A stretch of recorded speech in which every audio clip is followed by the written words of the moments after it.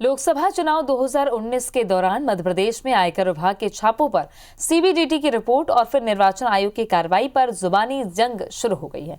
जांच रिपोर्ट में तत्कालीन कांग्रेस सरकार के 64 विधायकों के नाम हैं, जिनमें 13 विधायक अब बीजेपी का दामन थाम चुके हैं। मामले में सत्ता पक्ष जहां कानून के तहत कार्रवाई की बात कर रहा है, तो वहीं विपक्ष चाहता है कि पहले कार्रवाई उन पर हो जो कांग्रेस छोड़कर बीजेपी सरकार में मंत्री बने बैठे हैं।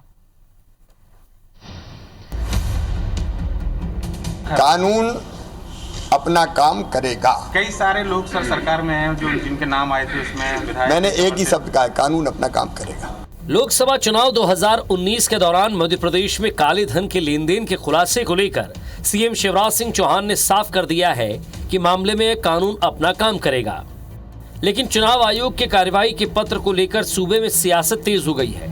दरअसल सीबीडीटी की रिपोर्ट में सिंधिया समर्थक उन नेताओं के नाम भी सामने आ रहे हैं जो पहले कांग्रेस में थे और अब बीजेपी में हैं। कुछ नेता तो ऐसे हैं जो अभी शिवराज सरकार में मंत्री हैं, जैसे बिसाहुलाल सिंह, राजवर्धन सिंह दत्तीगांव और प्रद्युम्न सिंह तोमर। वहीं चुनाव हारने वाले रणवीर जाटव और एंदल सिंह कंसाना का नाम भी लिस्ट में है। सीबीडीटी की रिपोर्ट आने में तत्कालीन कांग्रेस सरकार के मंत्री सहित 64 विधायकों के नाम हैं। इनमें से 13 विधायक अब बीजेपी का दामन थाम चुके हैं। हालांकि सत्ता पक्ष का दावा है कि कार्रवाई कानून के तहत ही होगी। जो नाम जांच के बाद आए हैं, चुनाव आयोग ने भेजे हैं, उनके बारे में माननीय मुख्यमंत्री जी ने बता दिया कि कानून अपना काम करेगा, कोई भी कितना भी बड़ा हो नहीं बचेगा। चुनाव आयोग या आयकर विभाग ने रिपोर्ट दी है, उस हिसाब से कार्रवाई की जाएगी। सीबीडीटी की जांच रिपोर्ट में कई सनसनीखेज खुलासे हुए हैं, जिसमें कई सफेद पोश चेहरों की सच्चाई सामने आ रही है। आयकर विभाग की रिपोर्ट के आधार पर केंद्रीय चुनाव आयोग की रिपोर्ट में चुनाव आयोग को न केवल कार्रवाई करने के निर्देश दिए गए हैं, बल्कि ईओडब्ल्यू में प्रकरण दर्ज कराने को भी कहा गया है। इस रिपोर्ट में गैर कानूनी रूप से काले धन देने वाले सरकारी महकमों के साथ ही उन निजी कंपनियों के नाम भी बताए गए हैं जिनसे ये वसूली की गई है।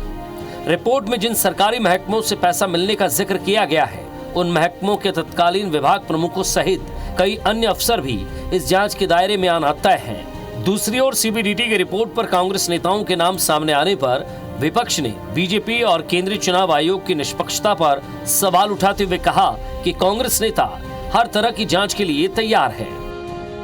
चुनाव आयोग ने राज्य सरकार से अनुरोध किया है कि वे कार्रवाई करें।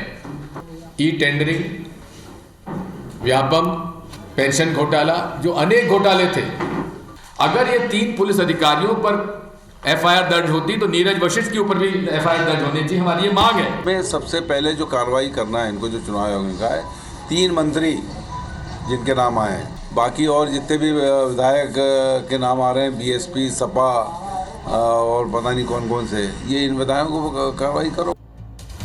कुल मिलाकर सीबीडीटी की रिपोर्ट और फिर निर्वाचन आयोग की कार्रवाई के निर्देश पर मध्य प्रदेश में बयानबाजी का दौर जारी है। अब देखना है कि रिपोर्ट के आधार पर सरकार आरोपियों पर एफआईआर कब तक दर्ज कराती है। सवाल ये भी कि क्या बीजेपी और कांग्रेस नेताओं के नाम आने के कारण सरकार कार्रवाई का फैसला नहीं ले पा रही है।